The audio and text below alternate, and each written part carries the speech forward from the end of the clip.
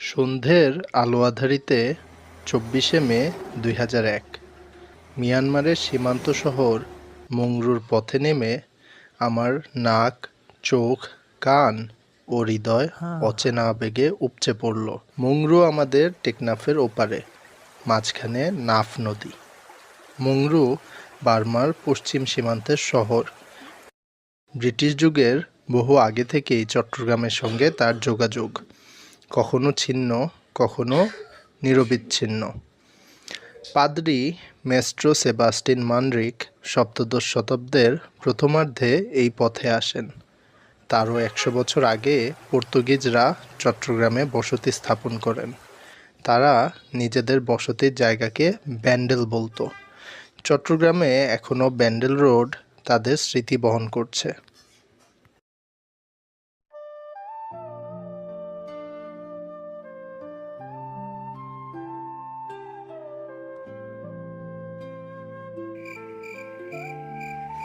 সন্ধ্যের আধার ঘনিয়ে আসার পর আমরা অভিবাসন ও শুল্ক দফতর থেকে ছাড়া পেয়ে খাঁচা ছাড়া পাখির মতো উড়াল দিলাম।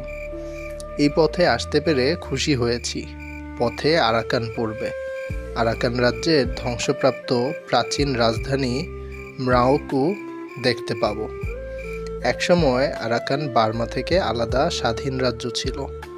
তার পরিধি ছিল উত্তরে ফেনী নদী থেকে আন্দামান সাগরের কাছাকাছি পুরো বঙ্গোপসাগর উপকূল।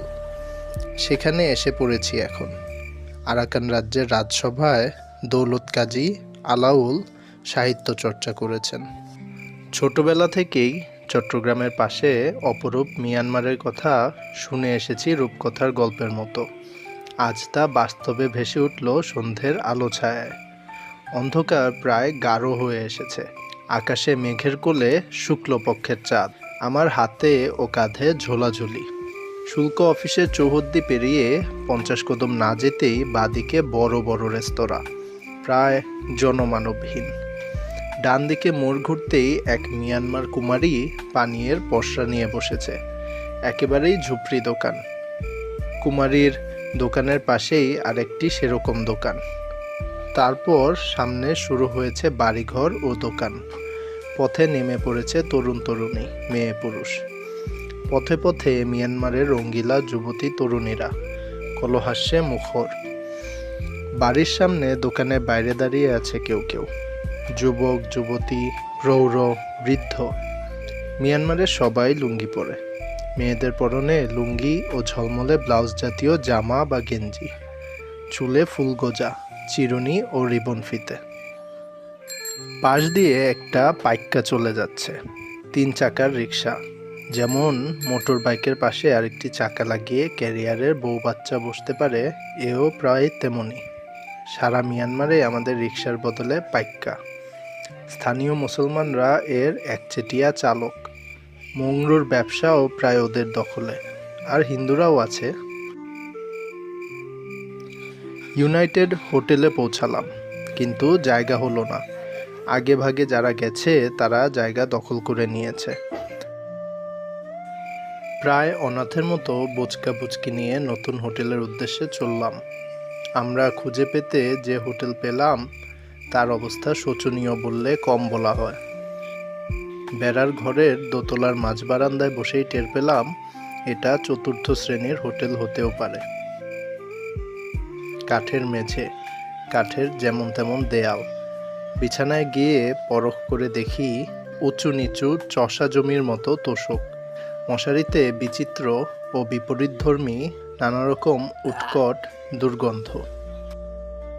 মাথার উপরে পাখা আছে, কিন্তু রাত ৯টার পর তো বিজলি থাকবে না। তখন গ্লাভস পরে হাত ধোয়ার মতো অবস্থা হবে। নিলাম ফ্যান ছাড়া একটি কক্ষ।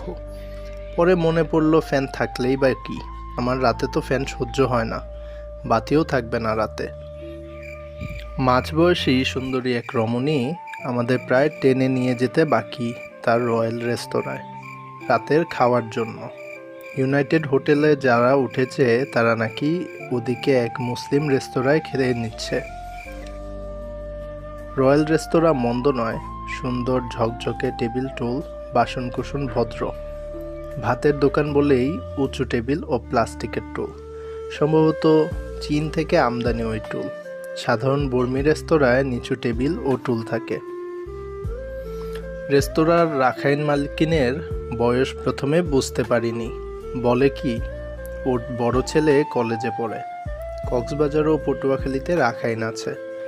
এখন বুঝতে পারলাম আমার দেশের রাখাইনদের কত কম জানি। তাদের খাদ্যাভ্যাস, আচার আচরণ, ভাষা, সংস্কৃতি সম্পর্কে প্রায় কিছুই জানি না। তাহলে কি করে দেশের সব মানুষদের সঙ্গে আমার সখ্য নিবিড় হবে? রান্নাঘর থেকে ছুটে এলো একটি মেয়ে, বাঙালি, লুঙ্গি ও কোমর ঢাকা ব্লাউজ পরেছে। মেয়েটি দিব্যি চট্টগ্রামী ভাষায় এটা ওটা আছে জানিয়ে রাখতে লাগলো। ওর নাম ঝর্ণা, পূর্বপুরুষের বাড়ি চট্টগ্রামের রাউজান, আমার পাশের থানা। ওর মতো আরও একজন বাঙালি মেয়ে রান্না, চেহারা ও স্বাস্থ্য গরিব ঘরের রোগা পটকা নারীর মতো। পোড়া লঙ্কা কুচলে নুন তেল দিয়ে ভর্তা করলো। একটা প্লেটে তার সঙ্গে দিল কচি লেবু পাতা। বাহ, খাস চট্টগ্রামের খাবার। আসলে এদের থেকে চট্টগ্রামের বড়ুয়ারা এই খাবার নিয়েছে। চাকমা মারমারা ধানি লঙ্কা পুড়ে নুন ও পেঁয়াজ দিয়ে ভর্তা করে।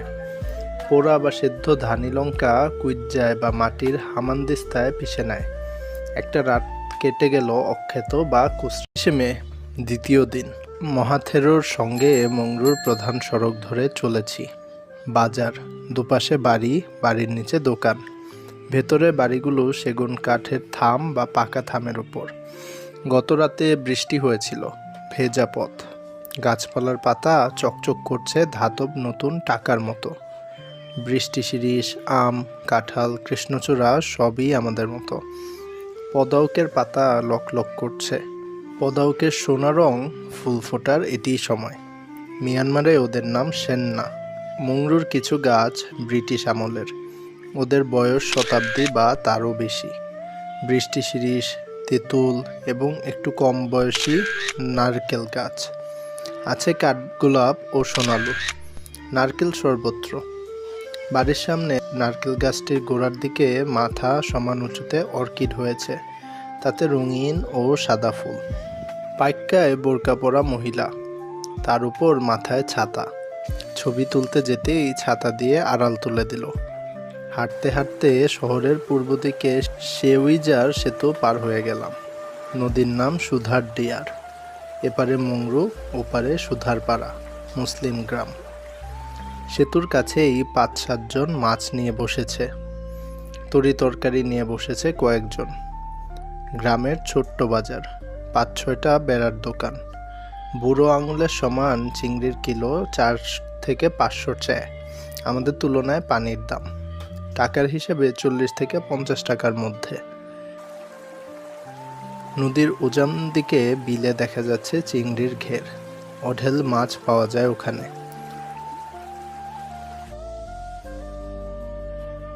চায়ের দোকান থেকে লোকজন আমাদের দিকে তাকিয়ে আছে। মংরুতে এখনো প্যান্ট দেখিনি, শুধু আমাদের পরনে প্যান্ট। মহাথেরও চিবর পরেছেন, বর্মীরা সবাই লুঙ্গি পরেছে। অফিস কাছারিতেও লুঙ্গি। গতকাল শুল্ক অফিসের ২ জনের প্যান্ট দেখেছি, ওরা পুলিশ। লুঙ্গি, ফুঙ্গি ও প্যাগোডা, এই ৩ নিয়েই মিয়ানমার। ফুঙ্গি হলো বৌদ্ধ ভিক্ষু। গম, সাম্মান বা সাম্পান, সা, থামি ইত্যাদি অনেক শব্দ বার্মা ও আরাকান থেকে চট্টগ্রাম হয়ে বাংলা ভাষায় ঢুকেছে। বাসের চালে যাত্রীদের সঙ্গে ফুঙ্গি, পথে ঘাটে ফুঙ্গি। সকালে তারা খালি পায়ে ভিক্ষে করতে বের হন।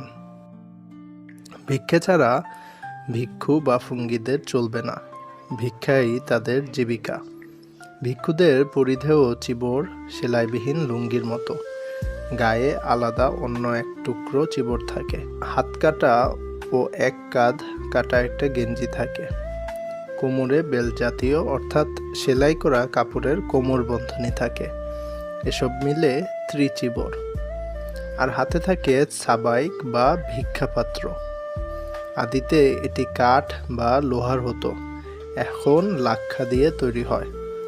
ভিক্ষুদের চিবর বিশেষ মাপে এবং অনেক জোড়া দিয়ে সেলাই করা হয়, এটি নিয়ম। সাধারণ লাল ও লালের কাছাকাছি রঙে চিবর রং করা হয়। বার্মায় ফুঙ্গিদের অত্যন্ত সম্মানের চোখে দেখা হয়। ছেলে, বুড়ো, যুবক, যুবতী সবার পরিধান লুঙ্গি। স্কুলের পোশাকও লুঙ্গি ও জামা বা শার্ট। বর্মী, মুসলমান, হিন্দু, বড়ুয়া, খ্রিস্টান সবাই লুঙ্গি। বর্মীরা শার্টটি লুঙ্গির নিচে গুজে দেয়। মুংরুর মুসলিমরা শার্ট পরে লুঙ্গির বাইরে। বার্মা থেকে চট্টগ্রাম হয়ে বাংলাদেশে লুঙ্গি প্রবেশ করে। মাত্র 100 বছরের মধ্যে সারা বাংলা হয়ে পশ্চিমবঙ্গ পর্যন্ত লুঙ্গি চলে গেছে। লুঙ্গি, শার্ট ও বর্মি কোট, মাথায় বর্মি টুপি, পায়ে 2 ফিতের মজবুত স্যান্ডেল বর্মীদের জাতীয় পোশাক। লোকজন আমাদের দেখছে, আমাদের পোশাক ও চালচলন ওদের থেকে ভিন্ন। সব দেশের লোক বিদেশিদের চিনতে পারে। সেতু পেরিয়ে ফিরে আসছি। কিছু দূর এসে মূল রাস্তা থেকে ডান দিকে বর্মীপাড়ায় ঢুকে পড়লাম। রাস্তার মোড়ে খালি জায়গায় বড় বৃষ্টি শিরীষ গাছের নিচে মিয়ানমারের তরুণী নুডলস বিক্রি করছে। ভাসমান দোকান। সকালের টিফিন এরকম এক দোকানে পুলক সহ খেয়েছি। নুডলস, পোড়া লঙ্কা গুঁড়ো, তেঁতুলের টক, কলার থোড় ইত্যাদি সবজি দিয়ে স্যুপ, ডিম সেদ্ধ মিশিয়ে খেয়েছি। ডিমের খোসা ফেলে কাঁচি দিয়ে টুকরো টুকরো করে ক্ষিপ্র গতিতে। আমার মোটামুটি ভালোই লেগেছে। সকালের জন্য আদর্শ খাবার বলা যায়। সঙ্গে বিনি পয়সায় দুধ ছাড়া চা দিয়েছে। দোকানি মাঝবয়সী মহিলা। ইঙ্গিতে ইংরেজিতে কোনো মতে একরকম কথা হলো। বুঝতে পারছি সারা ভ্রমণ এভাবে অপূর্ণ কথাবার্তা বলতে হবে। দোকানটির দিকে এগিয়ে গেলাম। মাথার উপর ছত্রাকাশ, সিঁড়ির গাছের নিচে পলিথিন টাঙিয়ে দিয়েছে। লম্বা বেঞ্চিতে খাবারের বড় বড় ডেকচি, টুল আছে বসার। তরুণী বলল, বিকিকিনি শেষ, নুডলস আছে, কিন্তু মশলাপাতি ও তেঁতুলের ঝোল ফুরিয়ে গেছে। ওখান থেকে একটু এগিয়ে চায়ের দোকানে ঢুকলাম। মালকিন বসে আছে চেয়ারে। রোহিঙ্গা মুসলিম বয় আছে 2 জন। ওরা মূলত চট্টগ্রামের। মালকিনকে বুঝিয়ে দিল আমাদের কথা, কিন্তু বিস্কুট বা সেরকম কোনো খাবার নেই। দুধ, চিনির চা ও বিনে পয়সার চা আছে। দোকানের ভেতর আরেক মহিলা চুরোট, সিগারেট ও পান বেচতে বসেছে। অন্য মহিলারা আছে রান্নাঘরে, চা বানিয়ে দিচ্ছে। মহিলারা চিরস্বাধীন, দোকানের মালিক তারা। সবই খুব সাধারণ মানের। চা খেয়ে বেরিয়ে এলাম।